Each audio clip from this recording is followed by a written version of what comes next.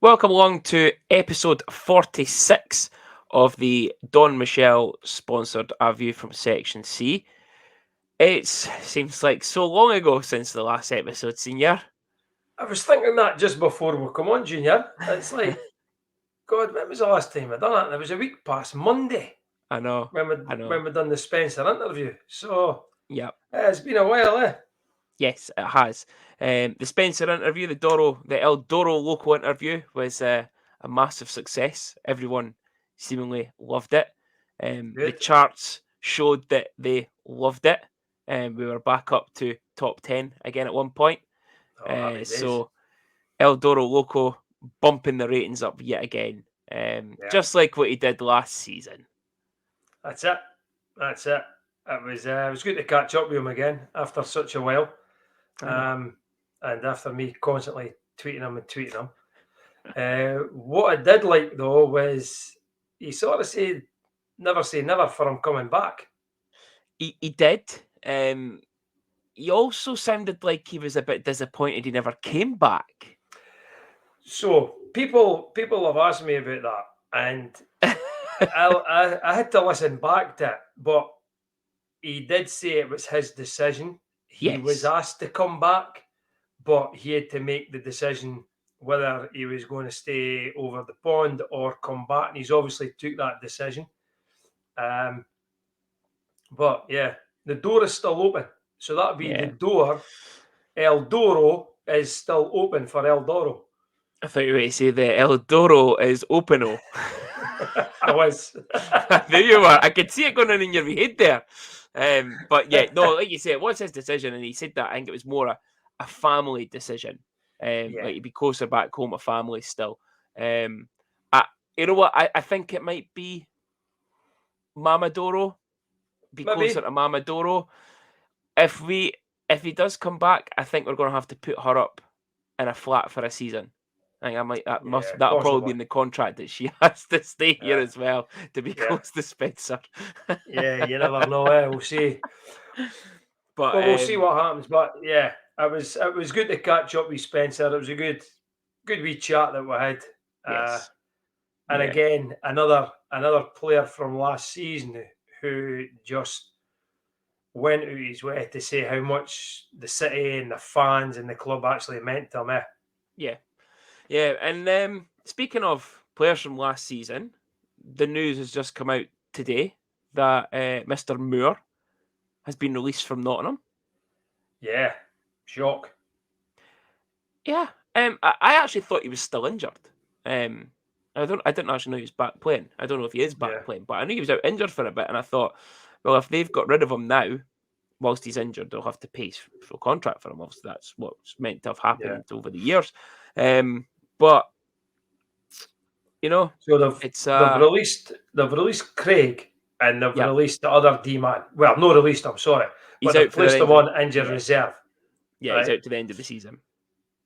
So if Craig, to me, in my mind, if Craig's injured, they would have announced it that he was injured and they've released him. Mm-hmm. I think. Maybe not. Yeah. Especially when they're saying they've placed the other guy on injured reserve. But it's like, yeah, we've released Craig. Thanks very much. Oh, and by the way, this guy's now got a season ending injury. We've got him in the injury reserve. Blah, blah, blah.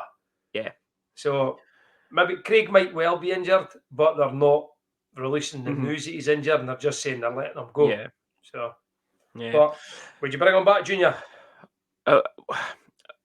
Obviously we had a quick chat about this before we came on, and I would have him back in a heartbeat. It's where does he now fit in? That's the thing with that, because obviously now it's still not been announced. It is very public knowledge. He is here. Yeah. The hammer time. Yeah. He's training. So I don't know. Was it Cole Fraser? Is that the name? Cole Fraser. That's Fraser. The name.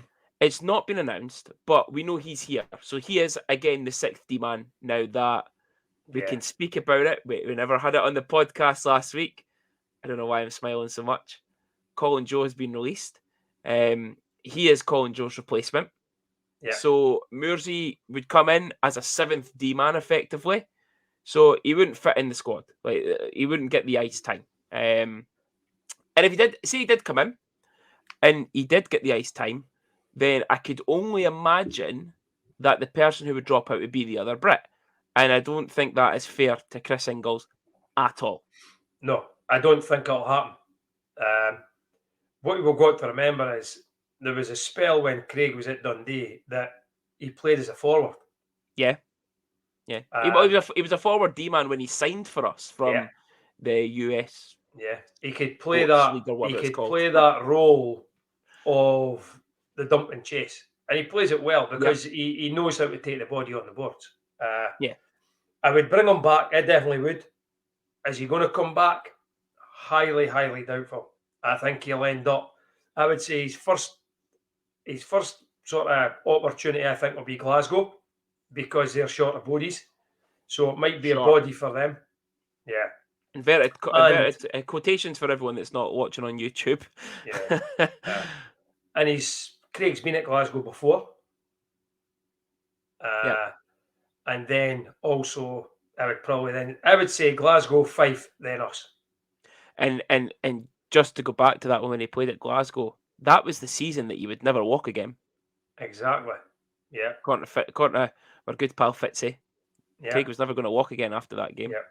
Lo and behold, 2-3 more seasons. I know. Muirsy, I'm with you. I think it's going to be the Nottingham B team, which very much feels like Nottingham's B team now because of the way that El Dickhead is treating them and their lack of money going into it and signings and stuff like that. Okay, they've just signed the 2 guys, but that's been after a very, very long period of time. Yeah. But I could actually see my group chat lighting up just now, just saying I'd take Moore back.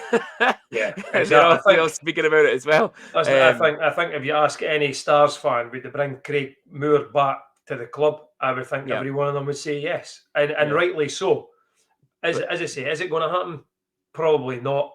Yeah. I hope he gets a gig someplace. Oh, of course, because he's a top player and a top bloke. Yeah, definitely. Even for a Fifer, he's a top bloke. But believe it or not, that was even Mr. Negative, Mike Foganen, that said that he'd take him back. So must have done something right to please Mike. Jeez, actually, you wouldn't believe. Now I'm calling him out. Right, it's time to start calling people out. Right? Well, hold on. We're 7 minutes, or coming up for 8 minutes into the show, and Senior's got his first call out of the night. It's not Steve Brown. Oh, Hunty. No, it's Hunty. And I know Hunty is listening, right? I would love to show you the messages that Hunty has sent me since last night. I'm telling you, it's ridiculous. Nobody's been missed out on it. Not one player has been missed out on it. It's shocking. Really? Oh, he's went on a rant. He's now called Ranty instead of Hunty. I'm telling you. It's ridiculous. Some of his tweets. No. He DMs me on Twitter, and I'm telling you, he's like that. I want to hear it. Listen, be ready for this podcast. Well, he might be turning about 8:34 into it now. I think he might be turning it off. His name is now Paul Rant instead of Paul Hunt. Yeah, well, and for those of you on Twitter, it's Sumatolski. So if you want to give him some shit on Twitter,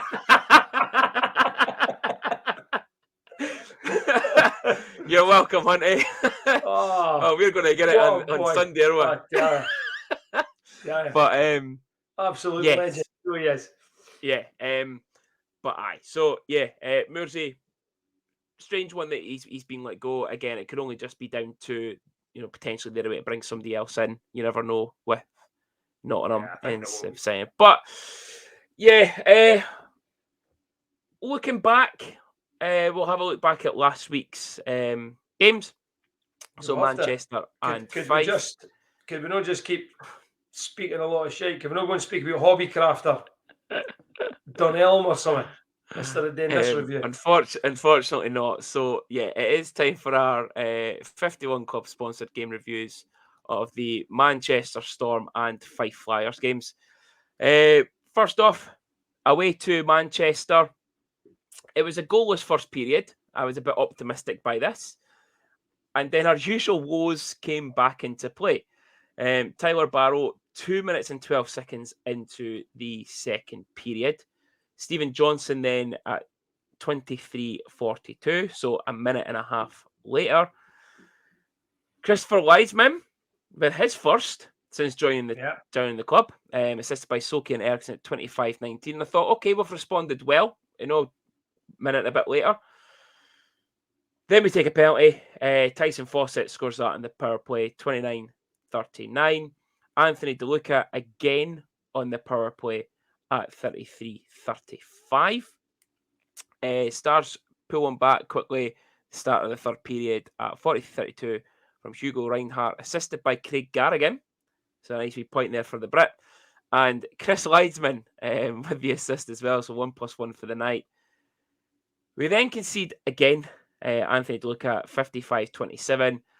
Philippe Songe, 56:42, assist by Bariga and Semyonovs. And then Johan Eriksson at 58:27. Again, same assists, Bariga and Semyonovs. The 5-4 win for Manchester. A late fight back after pulling the goalie and scoring with the goalie pulled for once. Yep. Slight bonus there, slight positive from that. But again, we make the game harder for ourselves with a terrible period. Yeah. The goals at the end are papering over cracks. That's all it done. Papered over the cracks. We cannot keep conceding goals like we do. And at the times that we do. It is shocking.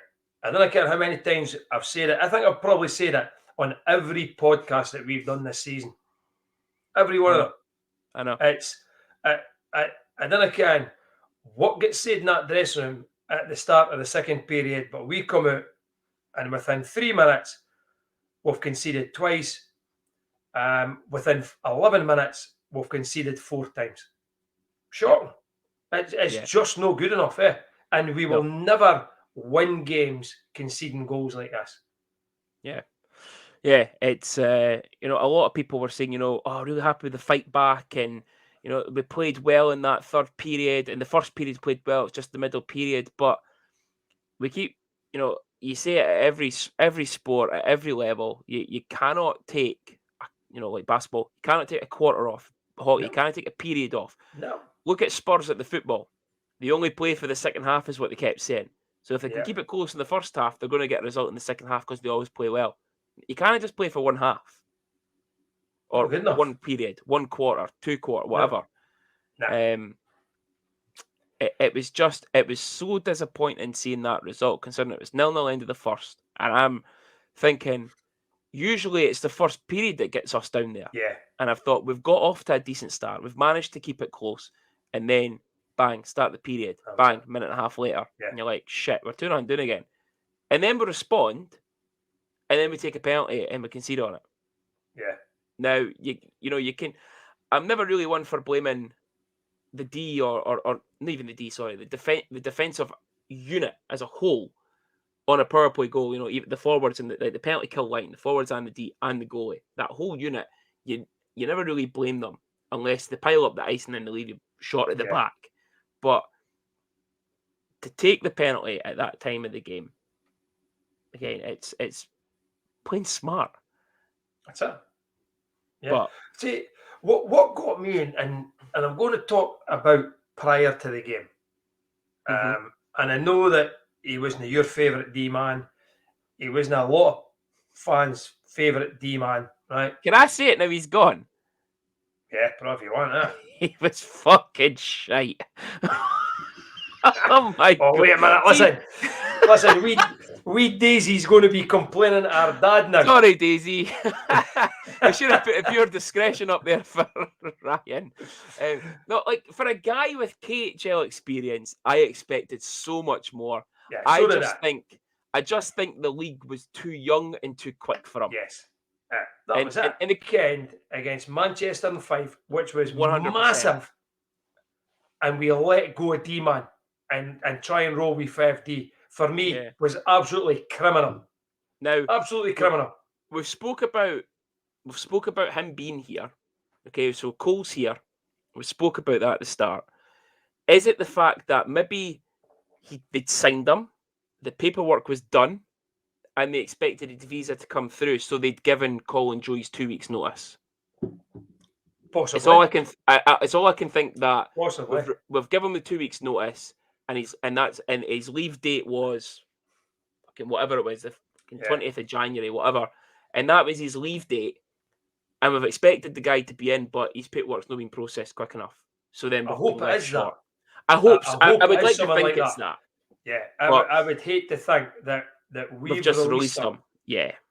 And then went into a weekend a D-man short because and a weekend that was probably the biggest weekend for us in the run of games.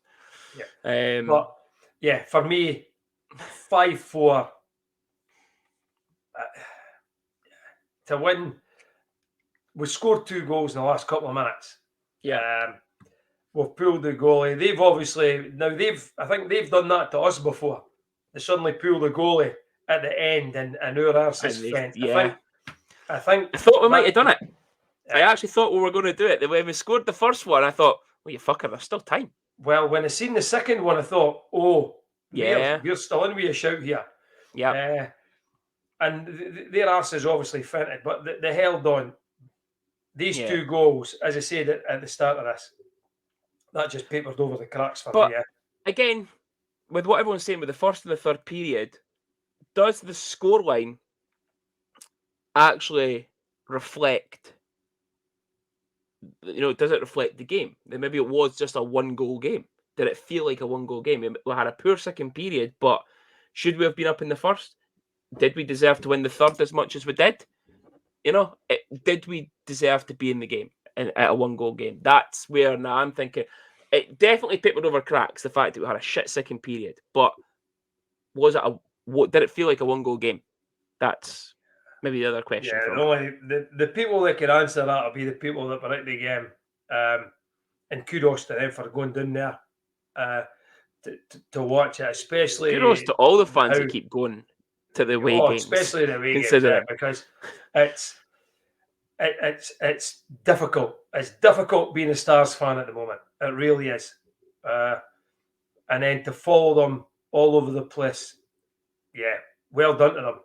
They're the guys. These guys that went down, and those who watched it on the stream are the guys that'll probably tell whether it was just a 1-goal game, or should we have won it, or should we have been pumped a bit more. Yeah. So going by comments, I'm going to say people who are not I don't like using the word happy clappers, right? Because the happy clappers will always say, we should have won, we should have done, right? Yeah. But people who I think will give an honest opinion, a real honest opinion, it wasn't a 1-goal game. It probably should have been more. Yeah. I'm going to go back a little bit here to the start of the show and what we discussed about a certain player being released. I've got 2 different group chats that have just told me that Moorsey signed for the Stars. Really? Seemingly. Don't know how true. Some of these people talk a load of shite. One of those groups, unfortunately, does include Mikey Kidd. So it's not him that said it this time for once. It's not him that said it. It's not him that said it. Trusted sources. But yeah, believe it, seemingly he has signed. So that'll be interesting to see if that does happen, and if it does come out, maybe play him as a forward, like you said. Put him on him the line again. Maybe him, Rutkus, and Johnny or Ben as a bit of a checking line. 4 lines, keep rolling. Yeah, this is when this is when, if it is true, right, this is when it really confuses me because of the situation we had with Cali last year, when Cali was having to sit out games because of the number of Brits. If he does sign, do we have to leave a Brit out during games? It might work in our favour if Ben and Johnny are away with their Ben with the Comets and Johnny with Solway. It might work in our favour at that point. Yeah. Unless we're getting rid of another import D-man. If he has signed. and sign another forward, because we've still got one more import we can sign. Maybe, but that don't know. Speculation. That opens up, that exactly. It's just speculation, and it opens up the debate, which we will not have on A View from Section C, because we are not like that.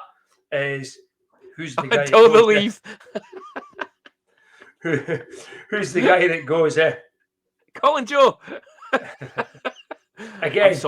I'm sorry, happy clappers that listen. Right, moving on. We'll move on. We'll review the next terrible result against the Fife Flyers. So I think our biggest crowd of the season, 2,207 reported. A lot of, I think it was 280 club officials, Bairns and parents. I don't know if parents were there as well. From, was it Broughty United? I couldn't tell you. I think Andy announced it. 280 of them, bumping that right up. So yes, 0-0 again. End of the first. Dylan Lawrence then scores at 30-24. Quick fire power play goal again by Dylan Lawrence at 32-13. Zach Phillips on the power play at 50-34. So close, yet so far for our pal Shane Owen. The shutout was robbed by Ryan Verrier on the power play, assisted by Eriksson and Soke at 57-28. And then the most ridiculous way of spelling Cameron Nault with an empty netter at 58-49. Firstly, who the hell spells it like that? It's literally they've said it Cameron. I like it. Cameron. I like it.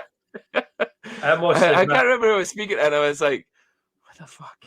I like it, Junior. I think that's the way it should be spelled. Cameron. Yeah. So the title of this episode, Senior, what went wrong? Oh, damn it, Junior, fuck's sake. Same again. We're going okay. We're no firing on all cylinders. Shane looks good because we keep hitting the big Flyers logo every time we fire the puck at him. Or straight to the pads. And then Dylan Lawrence scores, which is always going to happen. He's going to come back and haunt with some high slot, yep. Wrist shot. And within a couple of minutes, he does the same again. Fucking miles offside, by the way. Oh, shocker. Absolute shocker. That's a game changer. Now, we're all giving it tight to Wardy, right? And the coach also gives it very, very tight to Wardy, standing to the side of that line.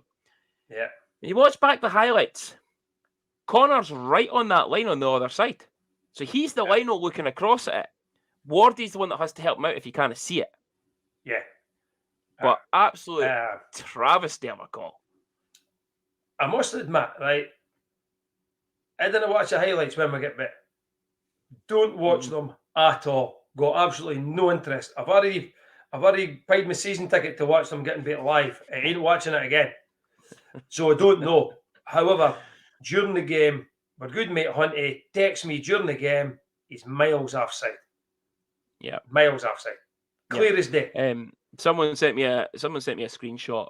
It was a bit blurred, but somebody sent me a screenshot of the highlight and it looked well out.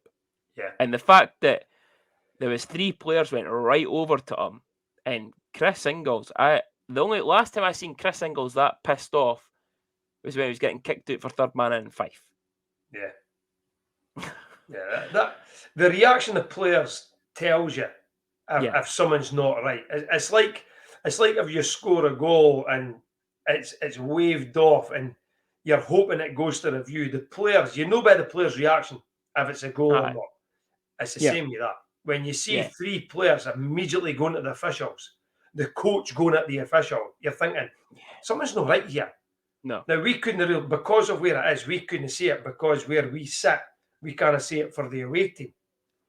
But see for me though, it was a few of them offside. It's miles offside. It was the fact that the boys' stick looked that far back behind the line to play it back in was what gave it away for us. That was where I was like, nah, that's got to be miles out.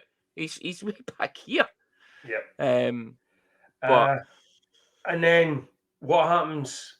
We're getting closer, and then is it Stars meltdown? Yes. We had Yeah. a penalty. Yeah. That is Fuck it. Let's go for it. We had a Stars meltdown. Now, rewinding just a little bit. Some fight for big folk. Yeah, it was. Yeah. Carter. And I'm glad he done it. And it's I quite couldn't funny. care. I don't think Harsh. I think Harsh was happy enough just to grapple and then when they get to the bench, is split. But at that point, I think Carter had had enough. He was raging at everything, and he thought, you know what? Fuck it. If you look at Derek Black's pictures on the Stars Facebook page, Harsh's gloves were off before Carter's was. Carter still had a grip on with his gloves on. Harsh's gloves were off first. I'm glad. I'm glad he done it. Yep. And I'm glad he leathered them. Because I'm glad it was him. Yeah, the next one after that is Sherman. He's the next thing. Because he's a prick. Yeah. And fucking Scarlett Johansson. But yeah, big fight, big result. Pfeiffer Gillian said that he wasn't a punch bag. I'm sorry, Gillian. He was a massive punch bag, especially for our side where all we could see was fists landing square on that big beak. He got dude. He got dude.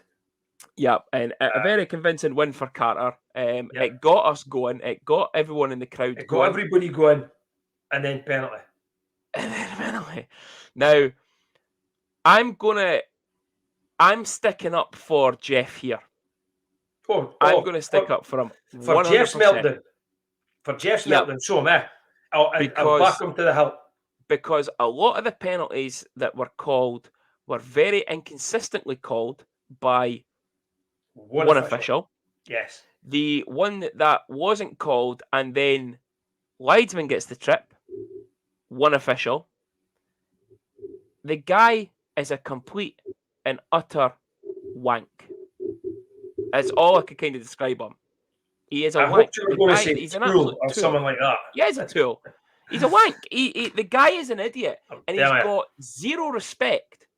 For Jeff Mason, zero respect. I'll tell you, right. I said it before, and I've always said that referees do not have agendas. I don't care what anybody says about Toby Craig, right? Toby Craig doesn't hate in for Dundee. He doesn't. The Clan fans say he's got it in for Clan. The Fife fans say he's got it in for Fife, right? He'll referee it the way he sees it. If he marks a mistake, he marks a mistake. No, everybody's going to agree with his calls, but I'll tell you, this clown Brown, right, he's got an agenda now. Yeah. You see it the minute he steps on the ice. If he's got an opportunity to make a call against Dundee, he'll call it. If he's got an opportunity to maybe not call the penalty against the opposition, he won't call it. And he point blank refuses to speak to the coach. And I'm all for Jeff throwing out the pram. I'm all for it. Yeah. And I'm glad that he did, because he is so passionate about what's going on. And Ken, I'm going to hit go and switch the thing on, because I've got my laptop plugged in and it's not switched on. Fuck's sake. How unprofessional. But no, it's like you said, if he gets the chance to call something, he will. You look at when Sonch was having a go at him, and then a minute later, penalty on Sonch. Yeah. It's absolutely ridiculous. And like you say, if anyone has the right to have an agenda or a gripe or have it in for the Stars, it is Toby Craig. Yeah. After what happened with Ali Hadanu. Exactly. 100% he would, if Toby Craig had called everything against us in every game for the rest of his life, I would understand why. But he doesn't because he tries to remain professional. Like, he's not, okay, he's a professional ref in a professional league, but that's not his job. That's not Toby Craig's job. Toby Craig's got another job. This is it's like me as a basketball ref. I do it on the side.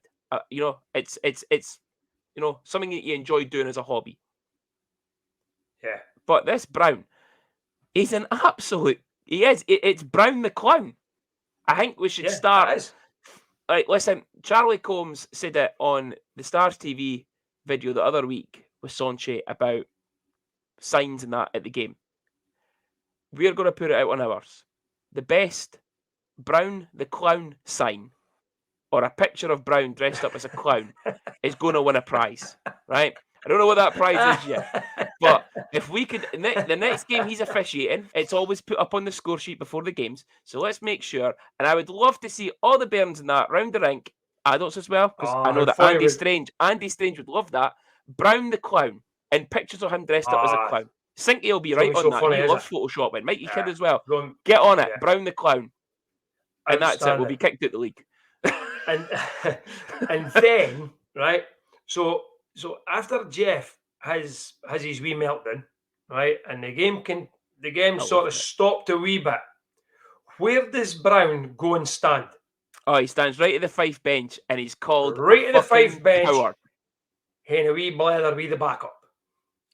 He's got. You're just thinking, Jeff. You know what? Jeff actually calls him a fucking coward. Yeah. Read the fucking room. I'm telling you, right? Read the room. Everybody gets told. I get told that at my work every single day when I start going on about things. And you say something that's a bit inappropriate, shall we say. Larzo, read the room. I forgot.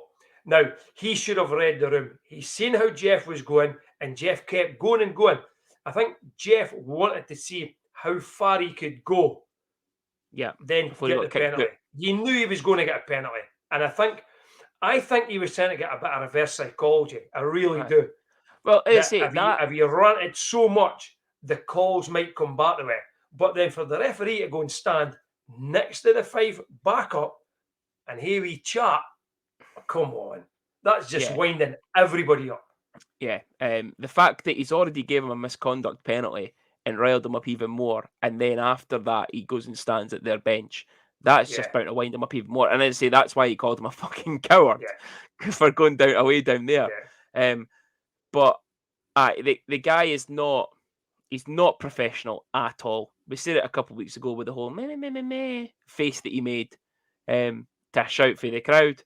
The guy's an absolute idiot, and he honestly. Yeah. I said it last week, and I can't believe I'm saying this. I now believe he is worse than Ferguson and Elliott. That's how bad he's gotten. And I think it's because he thinks, oh, I'm the big I am. As you love to say, he's Billy Big Boss. Whereas Ferguson now, I noticed it the other week, Ferguson actually did go over and speak to Jeff a couple of times and engage in conversation with him. Yeah. Whether he agreed with it or not, he had the chat and then he skated away. And at least now Ferguson, I think he's trying to ref the game more than spectate and learn at the same time. Now, do I think he's a great ref? No, I still think he's quite poor. But Brown has completely overtaken him as the worst referee in the league. By far. Yeah, I would agree with that. He's worse than Dalton. Dalton's just biased for Belfast. You know that. But he's just terrible. Yeah. But it was a 0-point weekend. Let's move on. It was a 0-point weekend. And saying that, listen, he was shite, right? He was shite, but we didn't deserve anything out of that game. No, we didn't. We didn't. You know what? It was that sort of poor, shall we say, right? That when we scored and we were shouting down at Shane about nearly, buddy, hey Shane, so close, come on, and he laughs. Yeah. Owen never laughs, right? No. He even wooed at me before the game. He wooed at me before the game as well when I said, "Remember your bottle of vodka." Shane was in a great mood on Sunday. No wonder he was in a great mood. He probably thought, this team's shite, we're about to pump them. Either that or he was still pissed. There's a strong chance of it. But like you say. And saying that, Junior, there's people still out there dinner rate on me. I know. It's mental. Yeah. They don't rate him. Now that Best goes back, he's the third best in the league. Now that Best goes back, but I still rate him in at least top 5. I would even say top 4 goalies of the league. Yeah. But 0-point weekend. Shocker. Absolute shocker. And as we said, I said at the weekend before that there were 2 must-win games, Coventry and Glasgow. I feel we got the 2 points against Coventry. We underperformed in Glasgow. We had to come out with a big response this weekend, and we've came out with even worse performances. Yeah.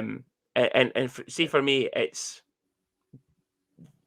is unacceptable for where we're at in this point of the season. Yeah. And I think Jeff will say that as well.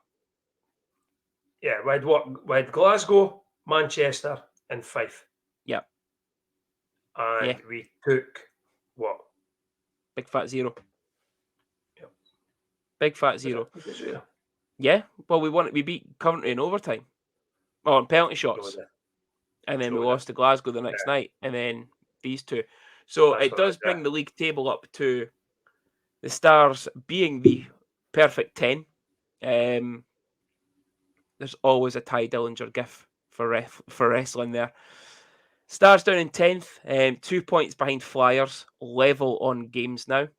3 points behind Glasgow with 3 games in hand. So Fife are obviously 1 point behind Glasgow with 3 games in hand. We'd said that about Nottingham, but we were only 5 points behind them. And I think we had a game in hand or something, or 2 games in hand. That's now completely changed. And Manchester, we're now 5 behind them, with them having 2 games in hand on us. And obviously 2 games in hand on Fife as well. Yeah. It's pulling away the games in hand. Yeah, it definitely is. Because I've mentioned it at the games before, right, about the schedule. I couldn't even tell you when we play, who we play, and about him and away now. I rely on you. Who we're playing this weekend? What night we're going to hockey? We've got hockey this weekend, and it's things like that now, right? So we have got 3 games in hand on Glasgow. Yeah. Yet we've only got a 1-game weekend. Mm-hmm. So I'm not getting this. I know some games have changed, but the games in hand, I'm a great believer in get the points on the board, because teams have got to win their games. Mm-hmm. We're at Nottingham during the week.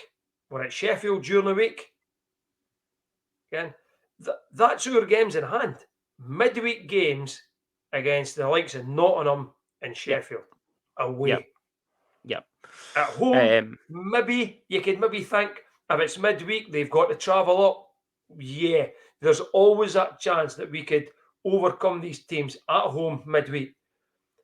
Midweek away, I ain't confident at all. So these games in hand mean absolutely nothing for me, because I'm sorry, I don't think we're going to get much out of them. I've just received another message saying it's 110% that Mercy You can't get 110%. You could only get 100%. You can get 110% of things. You can. If you're doing like a fucking profit thing and stuff like that, you can be. Yeah, there is. Idiot. So what are you going to watch? So Junior keeps disappearing for all you people that are watching. Junior's not disappearing. Junior's still here. So you're back again. I was always here. So we're moving on to the Craig Niche Decorators sponsored game preview against the Cardiff Devils this weekend. Just the 1 game. They have a Scottish doubleheader, so they will be up in their numbers with the busloads, and we will treat them like royalty and let them sing the national anthem and make them feel at home. Yeah, and hopefully within the first 30 seconds, Fraser's dropped the gloves and rattled Fournier. If he's announced. If he's announced. And if he's announced. So looking at Cardiff, I'll tell you, I've been looking at their results, and they have been on some run recently. Until they went into Glasgow. Aye. So since November, they've only lost 5 games. So they've played 22. They've won 17.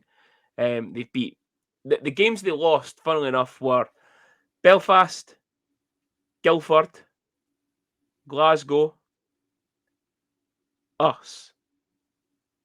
I think it lost to Guildford again, or Coventry. 5 games in 22. They lost. Yep. The game that we weren't there. So if we get beat, we'll probably get blamed for them no winning. Oh, that's right. That was when we were away for your mum's birthday, was it? Aye. So yeah, 17 wins in the last 22 games. 17 wins since the start of November, We and need they we found need their a run mojo like now. that. We need a run like that to finish 8th. We need a run like that to finish 9th. But yeah, looking at it, top goal scorer in the league, Cole Sanford, 25 goals in 32 games. You've then got a joint 4th point scorers in Cox at 41 points in 33 games. Joint 5th point scorers in the league, Sanford and Crawford at 40 points. It's not bad for a D-man as well. And they run 4 full lines. Yeah. 4 full lines. Excuse me. It's going to be tough, right? But there's always someone about us playing Cardiff and Dundee. There is always something that we, for some reason, always seem to turn it on against Cardiff. And I think Jeff hates him as well. Yeah, we've got Being the one Belfast game boy. this weekend. Right, that's all we've got. Leave it all game. Out there, eh? 60 minutes of absolute pressure from start to finish. Yeah. Ben Bounds isn't the goalie this season what he has been in previous seasons. No. God, Even no. more so that he's probably lost his place to the guy Kuzan. He's not the greatest netminder in the league. No, he's pish. You get on top of these guys and just hound them. You just never know. I'll be honest with you, Junior. I'm not going to say I'm expecting to win, but I'm expecting not to get beat in 60 minutes. Yeah. But I'd be, you know what? I'd accept the point. So be happy with the point. You'd be even more happier with the 2. But as I said, when you're running against 4 full lines and you look at that top line of Sanford, Martin, and Cox, then you look at the 3rd line and they've got Fournier on that line. Then their 4th line, they've got Riley Brandt on it. You know, they're decent players as well as good hard forecheckers and guys who will fight.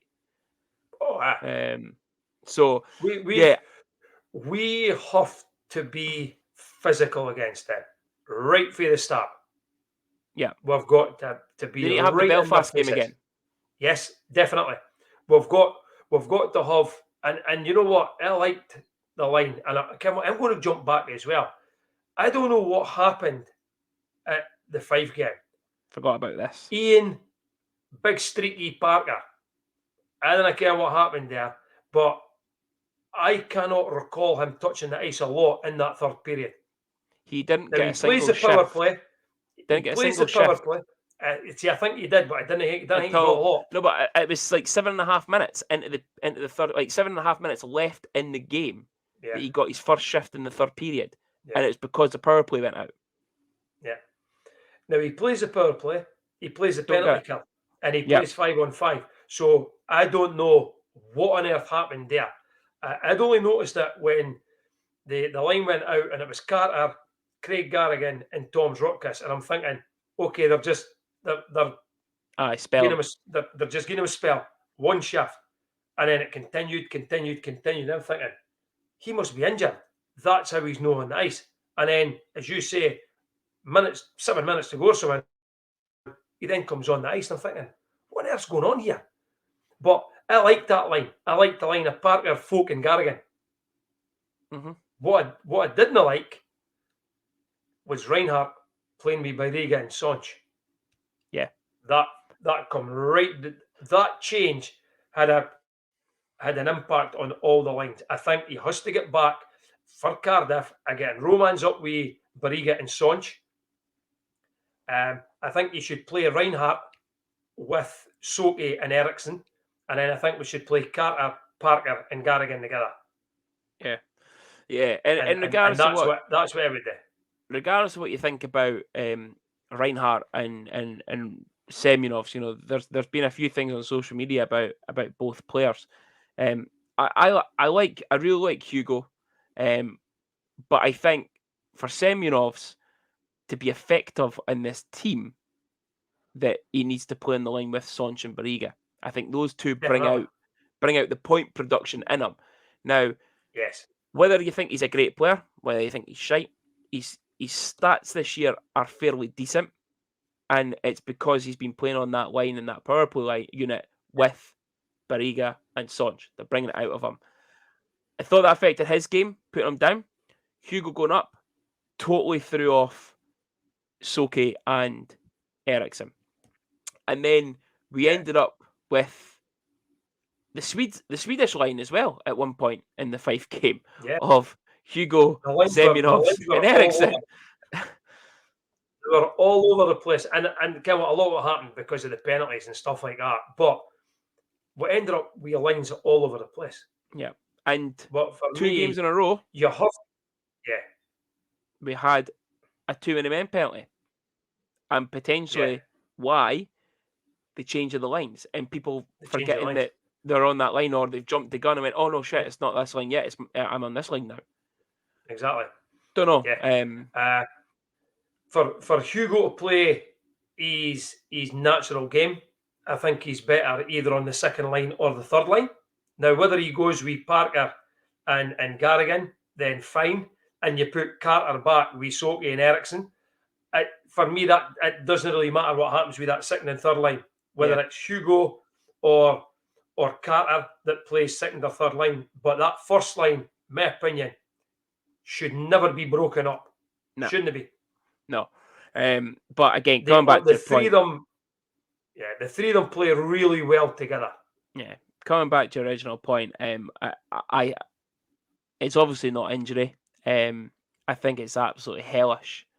Big Streaky getting benched in that third period, because at the time, now, people will still say he's not the fastest of skaters, and he can't then get his hit because he's not quick enough to get to the guy at the boards.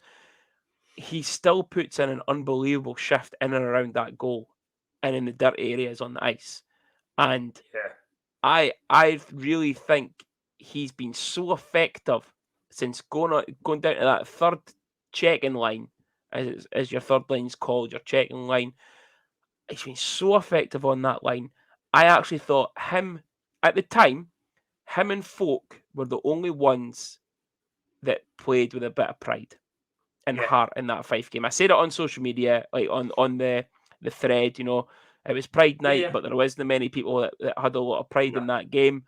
I honestly think that those two players, and I would maybe say Verrier as well, but those two players, certainly Parker and Folk, were the only two that consistently fought and played with a bit of heart and pride in that Fife game. When we went 2-0, 3-0 down, and the Stars meltdown started to happen, just FYI, it wasn't as bad as Clans, because we never got anybody kicked out. And the coach never offered anybody to fight outside and started calling women fat and everything. But they were the only two for me, and I was so disappointed to see him get benched for that. If it was benched, if he maybe was carrying a wee niggle and they thought, we'll just utilise him on the power play because he's size, fine. But if it's not, if that was just a pure hockey decision, I think for me, I'm sorry to criticise the coach on this one, it was completely the wrong decision. I think he's got it wrong. Because I'll tell you, they never played him on the power play either. He came out on the power play at one point, because I remember him going in front of the goalie and thinking, now you put him on. Because if you think about it, what he does, what he gives us, right? Now, I like Verrier. I like the fact that Verrier is now on the power play, because Verrier could hit a puck for that blue line. Yeah. You put Big Streaky in front of any netminder in this league, they're not seen it. It happened against Fife previously. They stopped him right in front of Shane Owen. We fired the puck on goal. Shane couldn't see it. Next thing, puck's in the net. Yeah. And that's what we should be doing at the time. Yeah. Stick to the basics and stick to the things that work well. Yeah. So, again, coming back into the preview against the Devils, I'll be happy with a point. I'll be ecstatic with 2. But I think we really need to take something from this game. We need to get something. We need to get something, or we will start getting caught adrift, because I said it months ago. Glasgow will start winning games. Yeah. And they are. And Yeah. Fife are always capable of winning games. You see what they done last night in the Cup? Massive result for them in the Cup. Get what the good thing is, it shot Steele the puck up again. That was good. Glad it shot him up. Yeah, we've got a game on Tuesday. We've got a game on Wednesday night in the Cup. Yeah, no doubt we'll win that. Oops, you said that last season against us. It's come back and bite you in the arse again. Yep. The entitled ones. Yeah. Yeah. But, so, big. We need someone. Yeah. Again, I think obviously I said it 2 weeks ago. Must win games. Last weekend, must win games. This weekend is just it's one game, but it's a big weekend for us. Because the week after that, it's only one game again, and it's Manchester at home on the Saturday. And then the week after that, it's effectively a free week when we've got a friendly against Fife on the Saturday. Because obviously the Team GB stuff. The GB thing. So, as I say, I'm not getting this. Right? A fiver for everyone. This is now going into my head, right? That weeks ago, we'd played a lot more games than everybody else. Now we've got less games than everybody else, and we've got one game weekends coming up. Yeah. Don't know how it's happening, but it is. Yeah. I actually think I actually think at one point there was a game in between it, which was the Clan, and that was also a friendly as well because of the GB break. Right. I'm unsure, but yeah, one game this weekend, one game next week, and then obviously that friendly against Fife. We'll touch on that later, probably next week's show or the week after when we've actually not got a proper game. But again, I still think it should be a fiver for everyone to get him. Or a tenner and give season ticket discount. Because honestly, if it's a fiver per person, that ring is getting sold out. Yeah. Fifers will all come over for a fiver because they didn't get their gyro for another couple of weeks after that.